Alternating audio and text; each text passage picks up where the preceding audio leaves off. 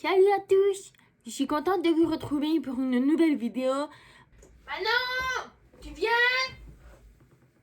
Eh oh, ça va pas la tête? Je suis pas sourde moi. Ah si.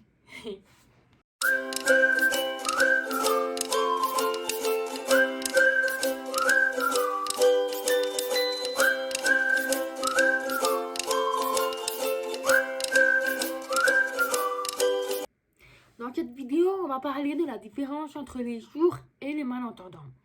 C'est vrai qu'il y a beaucoup de personnes qui confondent entre ces deux termes, mais ce n'est pas du tout la même chose. Les sourds sont des personnes qui sont nées avec des troubles auditifs. Bien souvent, elles ont perdu l'audition bien avant l'acquisition de la parole. Les malentendants, quant à eux, ont des raids auditifs. Ça veut dire qu'ils ont perdu l'audition au cours de leur vie, bien après l'acquisition de la parole. Souvent, ce sont des pertes qui sont dues à l'âge. Dans mon cas, à moi, je suis sourde de naissance, mais j'ai été appareillée très tôt, à l'âge de 8 mois. Et après d'intenses leçons d'orthophonie, j'ai réussi à parler normalement.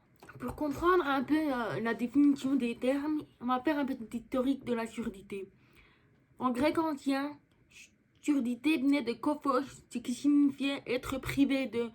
Donc cela ne concernait pas seulement les sourds, mais ça concernait aussi la vue et l'odorat. Donc c'était un terme assez large. Au cours de l'histoire, quoi qu'il en soit, être sourd, c'était considéré comme un signe de faiblesse. Par exemple, à Sparte et à Rome, les sourds étaient exclus de la vie politique. Pire encore, les sourds étaient stérilisés pour être ensuite exterminés durant l'Allemagne nazie. Pour mieux comprendre la confusion entre les sourds et les malentendants, il faut remonter au 19e siècle où être sourd désignait en fait les malentendants, c'est-à-dire ceux qui sont devenus sourds.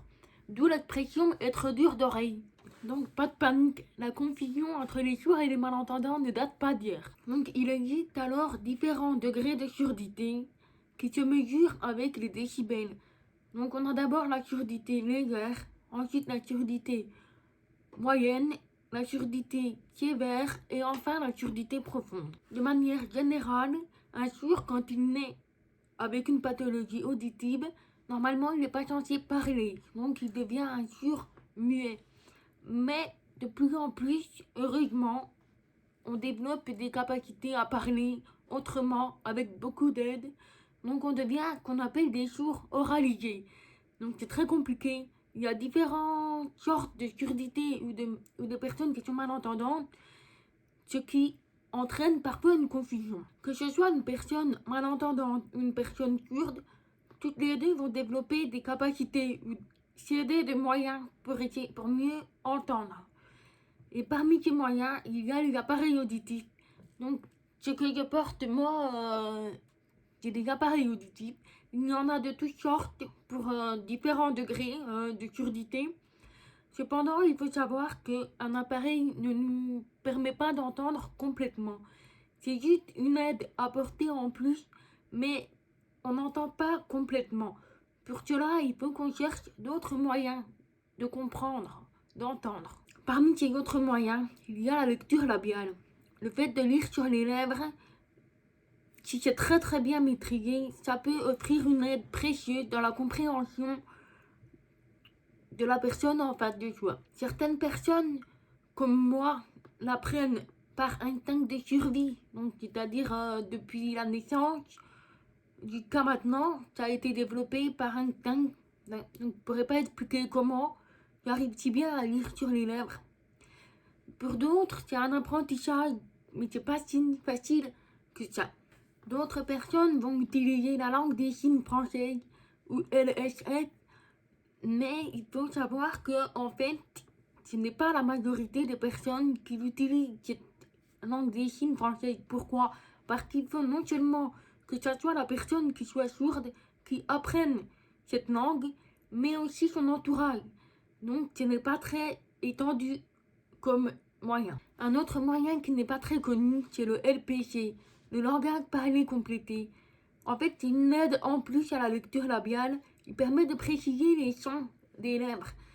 Parce qu'en effet, quand on lit sur les lèvres, il y a des mouvements des lèvres qui se ressemblent. Par exemple, pour les lettres M, B et P, vous avez vu que c'est presque le même mouvement des lèvres. Donc ça peut prêter à confusion. Donc justement, le LPC, il est là pour ça, pour aider les personnes qui sont sourdes à faire la différence entre ces mots. Le dernier moyen qui peut être utilisé, ce sont bien sûr les sous-titrages. Bon, je ne vais pas m'étaler là-dessus, j'ai fait une vidéo, vous pouvez aller la voir, c'est l'épisode 1 qui est sur ma chaîne aussi. Mais que je reviens aussi là-dessus pour dire que c'est vraiment essentiel les sous-titrages.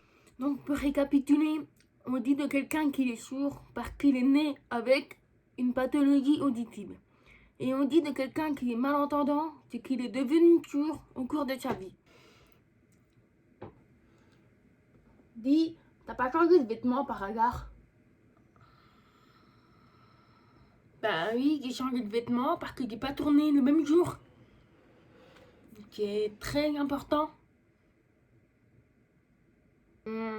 D'ailleurs, je me demandais ce que mon chat en penserait de tout ça. Pas vous? Loulou? Loulou?